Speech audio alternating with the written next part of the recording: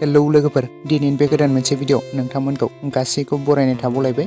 लोगोफोर, दिनै आं बे भिडिअनि गेजेरजों KBR फिल्म प्रडाक्शन बेनारनिफ्राय दिहुनजानाय गोदानै आबुं मोनसे अफिशियेल मिउजिक भिडिअ।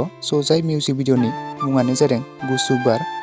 बे मिउजिक भिडिअआवनो गाहायै फावखौ खालामदों बर'नि मुंदांखा फावखुंग्रि बिथां सुदेम सना रामसियारि, लोगोसे कबिता रामसियारि, लोगोसे अबिनाश, अनिता आरो लोगोसे गोबां फाव खालामगिरिफ्रा बे बर' मिउजिक भिडिअआव गाहायै फावखौ खालामदों आरो बेनि मेथाइखौ रोजाबदों जनालि स्वर्गियारि, लिरिक्स टुनखौ होदों मिजिं नार्जारि, मिउजिकखौ खालामदों खगेन, डिरेक्सन करिय'ग्राफखौ खालामदों सोमावसार बसुमतारि, मुवायाव दङ सनिया रामसियारि। लोगोफोर, बे मिउजिक भिडिअखौ बावैसो रिलिज खालामनानै होबाय। दासिमाव जुदि नोंथांमोना बे गुसु बार मुंनि आबुं मोनसे अफिशियेल मिउजिक भिडिअखौ सोरबाफोर दासिमाव नायालासिनो थादोंब्ला KBR फिल्म प्रडाक्शन चेनेलाव बयबो थांना नायहैदो।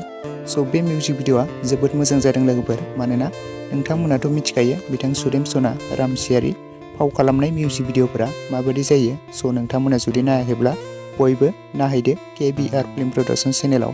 नोंथांमोना जुदि बे मिउजिक भिडिअखौ नायखांबायब्ला आरो माबोरै मोनखो बयबो कमेन्टनि गेजेरजों फोरमायहरदो। आंबो जोबोद नायनानै मोजां मोनदों बे मिउजिक भिडिअखौ।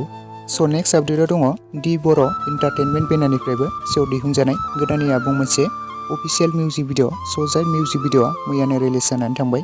बे मिउजिक भिडिअआवनो गाहायै फावखौ खालामदों दिपेन, लोगोसे मिताली, मेथाइखौ रोजाबदों सिमांसा, लिरिक्स टुनखौ होदों उत्तम, लोगोसे सिमांसा, करिय'ग्राफखौ खालामदों जगेश्वर बर', मुवायाव दङ मन्दिरा बर'।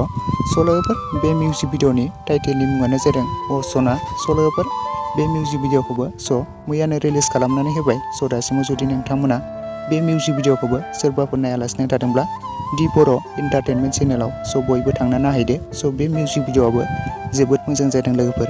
दासिमाव जुदि नोंथांमोना सोरबाफोर नायालासिनो थादोंब्ला दि बर' एन्टारटेनमेन्ट चेनेलाव बयबो थांना नायहैब्लानो जाबाय।